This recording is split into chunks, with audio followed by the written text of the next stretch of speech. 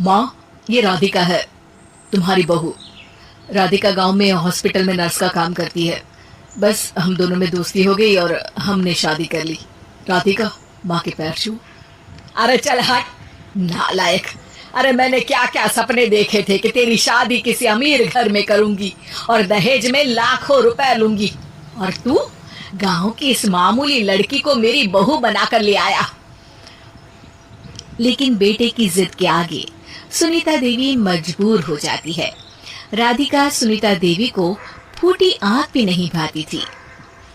तुम चिंता मत करो भाग्यवान, हम दोनों मिलकर अपनी बहू को इतना सताएंगे कि वो हमसे तंग आकर ये घर छोड़कर चली जाएगी। फिर हम अपने बेटे की शादी किसी बड़े सेठ की बेटी से कर देंगे, ठीक है? अगले दिन सुनीता देवी अपने बेटे का कमरा साफ कर रही होती है। तभी बहू के सामान में उसे एक बड़ी बड़ी मूंछों वाले आदमी की तस्वीर दिखाई देती है और उसके कंधे पर एक बड़ी सी बंदूक टंगी होती है। तस्वीर के नीचे लिखा होता है डाकू मंगल सिंह। ये किसकी तस्वीर है बहू? ये मेरे पिताजी की तस्वीर है। बस फिर क्या था। ये सुनते ही सुनीता देवी के हाथ पैर कांपने लगते हैं। वो भागती हुई सीधा अपने पति के कमरे में जाती है।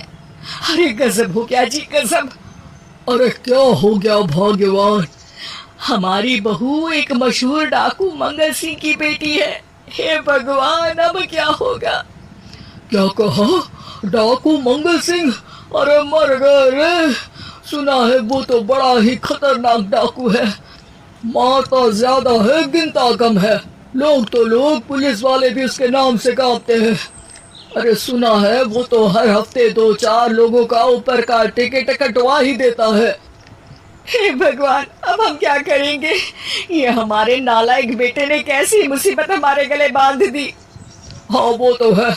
अगर हमने बहू को जरा भी तकलीफ दी तो उसका बाप मंगल सिंह हमें गोली से उड़ा देगा।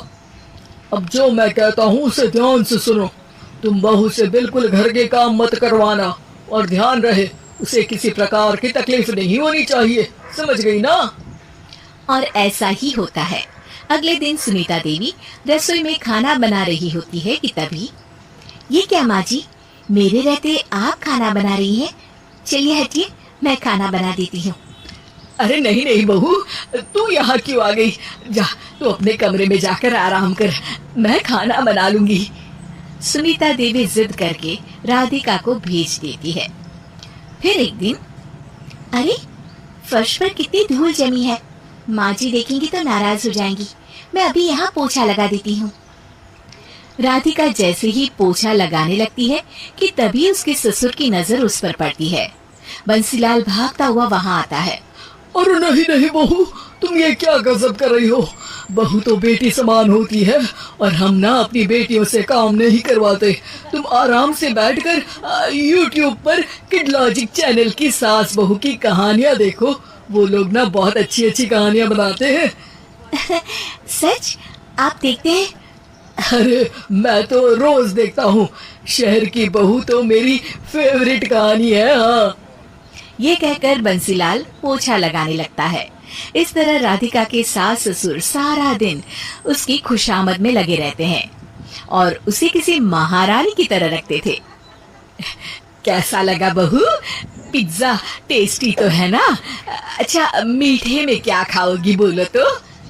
माँ जी, मुझे तो काजू कतली बहुत पसंद है और उसके बाद एक गिलास लस्सी मिल जाए तो मजा आ जाएगा। ये सुनते ही सुनीता देवी अपने पति को कोहनी मारते हुए कहती है, अरे सुना नहीं बहू क्या मांग रही है? जल्दी से भागकर बाजार जाइए और सब खरीद कर ले आइए। हाँ हाँ भाग्यवान, अभी जाता हूँ। राधिका की तो 5 उंगलियां घी में थी। वो तो अपने ससुराल में मजे कर रही थी। दूसरी तरफ राधिका की सास उसके लिए कभी नई साड़ी खरीद लाती तो कभी उसके लिए नए गहने बनवा देती। फिर एक दिन डाकू मंगल सिंह अपनी बेटी राधिका से मिलने अपने आदमियों के साथ आता है। उन सबको देखते ही राधिका के सास ससुर डर के मारे कांपने लगते हैं। मर गया रे, डाकू मंगल सिंह तो सच में कितना डरावना दिखता है। ऊपर से इतनी बड़ी बंदूक लेकर घूमता है। कैसे हैं समधी जी? क्या हुआ? आप इतना घबरा क्यों रहे हैं? और आपको इतना पसीना क्यों आ रहा है? आपकी तबीयत तो ठीक है ना? जी अभी तक तो ठीक है, पर लगता है बहुत जल्द खराब होने वाली है। क्या कहा आपने? जी जी कुछ नहीं, बताइए बताइए कैसे आना हुआ। दरअसल आज आपके शहर में हमारी नाटंकी मंडली का प्रोग्राम है, तो इसी बहाने सोचा बेटे का ससुराल भी देखता चलो। ये सुनते ही राधिका के सास ससुर हैरान हो जाते हैं। क्या कहा? आप नौटंकी में काम करते हैं? हाँ माँ जी, पिताजी डाकू की एक्टिंग बहुत अच्छी करते हैं। उन्हें तो कई अवार्ड भी मिल चुके हैं। और ये बंदूक, ये तो असली लगती है। तभी राधिका के पिताजी अपनी नकली मूंछ निकालते हुए कहते हैं, इस मूंछ की तरह यह बंदूक भी नकली है। ये तो छर्रे वाली बंदूक है। इससे तो मैंने आज तक चिड़िया भी नहीं मारी। और खोदा पहाड़ निकला चूहा। इसका बाप तो मामूली नौटंकी वाला निकला, और हम इससे डर कर बहू की नौकरों की तरह सेवा कर रहे थे। आपने सही कहा जी।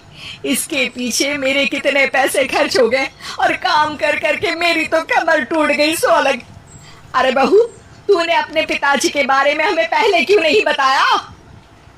राधिका मुस्कुराते हुए कहती है, आपने तो कभी पूछा ही नहीं ना माँ जी।